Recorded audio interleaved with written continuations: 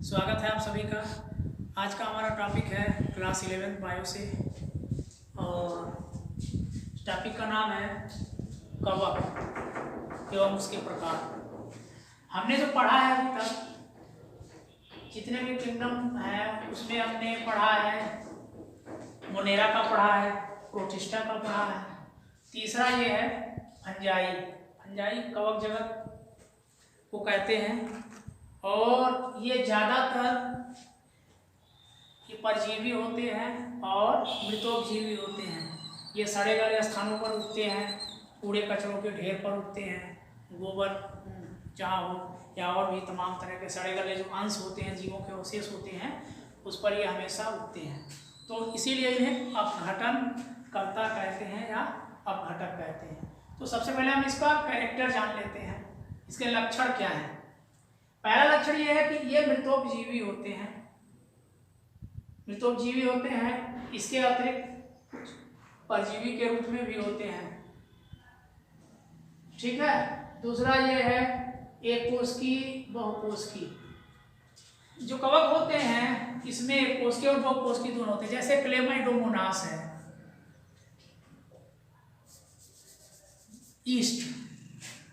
East जो होता है यह एक कोशिकी होता है और यह किण्वन में या फर्मेंटेशन में इसका उपयोग होता है।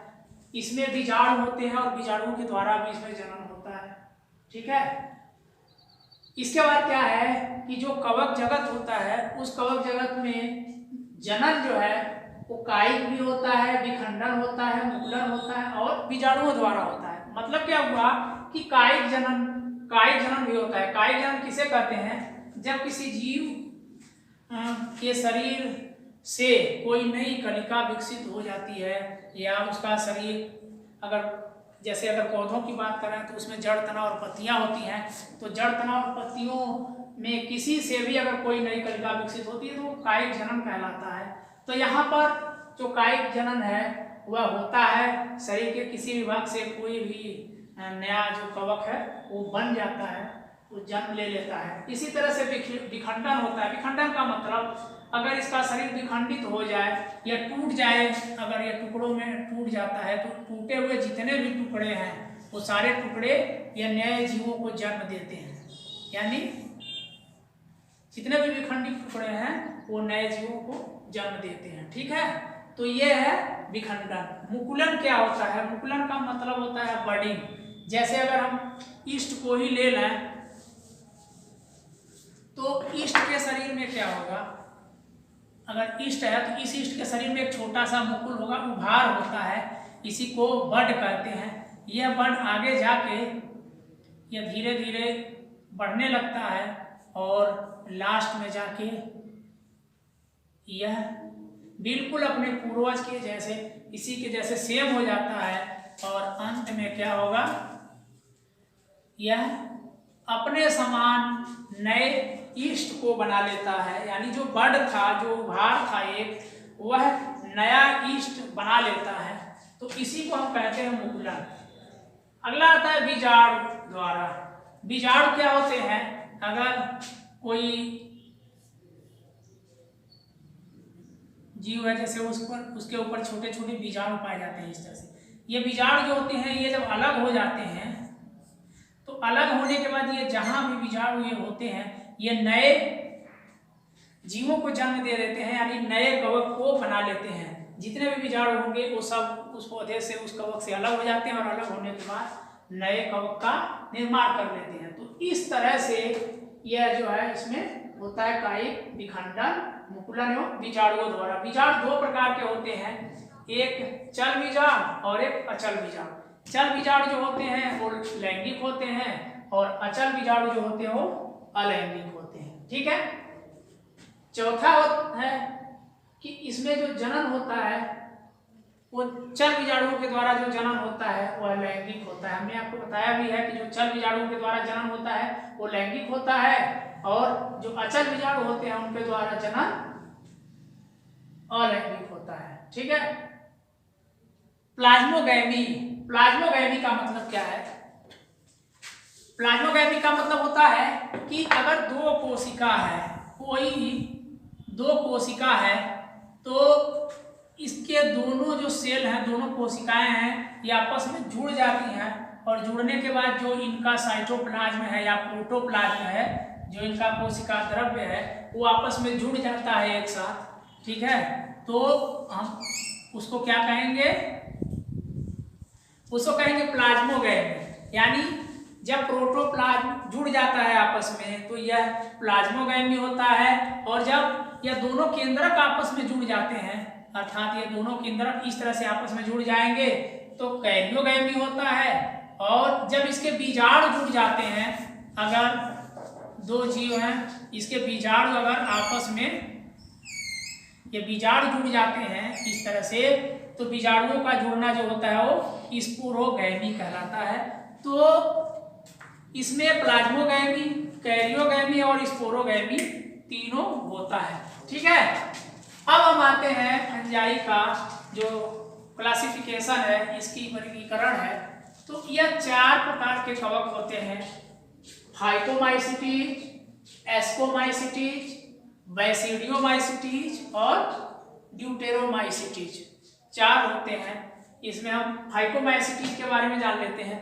फाइकोमाइसिटीज जो होता है यह जल में पाया जाता है, ज़्यादातर जलीय होते हैं, जैसे पानी के किनारे जो नमी वाले स्थान होते हैं वहाँ होते हैं। और घरों में जहाँ जैसे आपने देखा कि जहाँ पे सीलन वाले स्थान होते हैं, जो सीले नमी होती है, वहाँ पर जो है ये उगते हैं। इसके अतिरिक्त लकड़ी का ढेर हो, लकड़ी पड़ी हुई है, काफ़ी दिनों से पुरानी लकड़ी है, उसमें मिट्टी लग गई है और उसमें सड़न हो रही है, तो वहाँ पर भी ये उगते हैं और सीलन भरे स्थानों पर उगते हैं। इसमें जो है जो रोटी वाले जो कवक होते हैं, जैसे आपने देखा अगर रोटी अगर बासी पड़ी हुई हो, पुरानी रोटी हो जाती है, उसमें नमी है, तो क्या होता है उस पर एकदम सफ़ेद सफ़ेद परत पड़ जाती है, वह क्या होते हैं, और रोटी के कवक जो वो राइजोपस होता है। ठीक है, इसके बाद क्या है कि इनमें जो जनन होता है वो लैंगिक जनन होता है। और लैंगिक जनन आपको कवक में बताया गया है कि लैंगिक जनन चल बीजाणुओं के द्वारा होता है। तो लैंगिक चल बीजाणु जनन होता है। ठीक है, शरीर कवक जाल के जैसे होता है। कवक जाल का मतलब क्या है कि अगर इसका शरीर है तो शरीर में क्या होगा, इस तरह से जाल पाए जाएंगे। ठीक है, इस तरह से शरीर के अंदर रेशे और जाल पाए जाते हैं इस तरह से। ठीक है, तो यह कवक जाल के रूप में इनका शरीर होता है। अगला बहुकेंद्रिक होते हैं। जितने भी जाल हैं वो सारे में सब अलग अलग केंद्रक पाए जाते हैं, तो यह बहुकेंद्रिक होता है।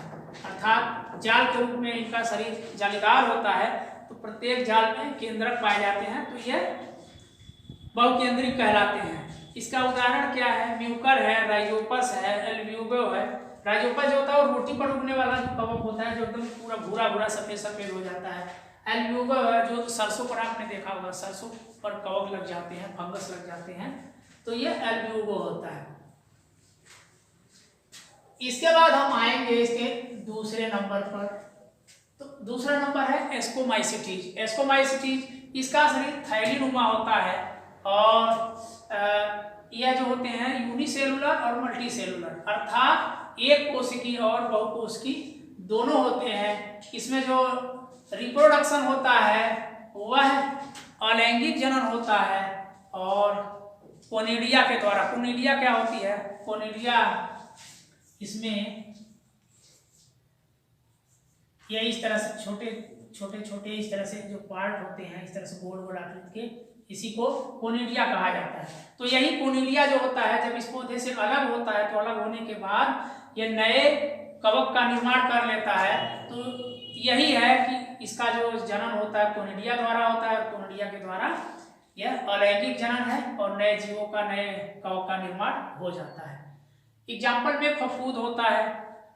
फफूद आपने देखा होगा जो सफ़ेद होता है और भूरा भूरा होता है। यह किसी खाद्य सामग्री को खराब कर देता है। जो भी खाने पीने वाली चीज़ें अगर उसमें नमी बरसात के मौसम में है तो उन खाद्य पदार्थों को खराब कर देता है। तो फफूद जो होती है वह एक कोश की होती है। और पेनिसिलियम, पेनिसिलियम क्या है?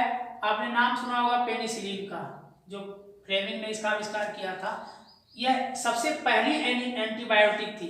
तो पेनिसिलियम के द्वारा ही पेनिसिलिन नामक एंटीबायोटिक का निर्माण किया जाता है और यह त्वचा रोगों में विशेष लाभकारी होता है।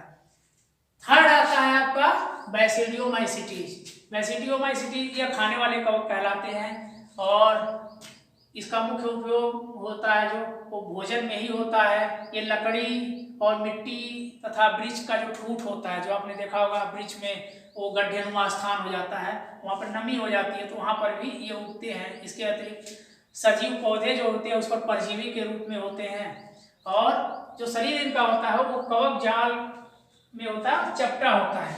जैसे जो इसका शरीर होगा वो कवक जाल के रूप में होता है और इस तरह से चपटा होगा। अंदर का जो भाग होगा वो जाल के रूप में इस तरह से होता है।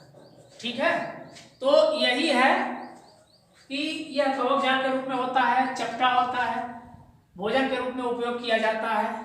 ठीक है, और जो इसमें जनन होता है वो विखंडन के द्वारा होता है। इनका शरीर विखंडित होता है और विखंडित होने के बाद प्रत्येक जो टुकड़ा है वो नए कवक का निर्माण कर लेता है। इसके अतिरिक्त इसमें लैंगिक जनन भी होता है। प्लाज्मोगैमी का मतलब क्या है कि इसके जो दो सेल होते हैं वो आपस में इस तरह से जुड़ जाते हैं। जो दो सेल हैं वो आपस में इस तरह से जुड़ जाते हैं, अर्थात जो इनका प्लाज्मा है वो प्लाज्मा आपस में जुड़ जाते हैं, संलयित हो जाते हैं, तो इसको प्लाज्मोगैमी कहा जाता है। ठीक है, इसका जो उदाहरण है वो है जो कवक होता है, जैसे कि आपने देखा होगा जो हम खाने वाले जो कवक लेते हैं जो छत्तेदार होते हैं, इसके अतिरिक्त वो कई आकार में होते हैं, लंबे भी होते हैं, चपटे होते हैं, गोलाकार होते हैं। तो ये सारे जो होते हैं ये एस्कोमाइसिटीज के अंतर्गत खाने वाले तो कवक होते हैं। अब हम आएंगे चौथा जो है ड्यूटेरोमाइसिटीज।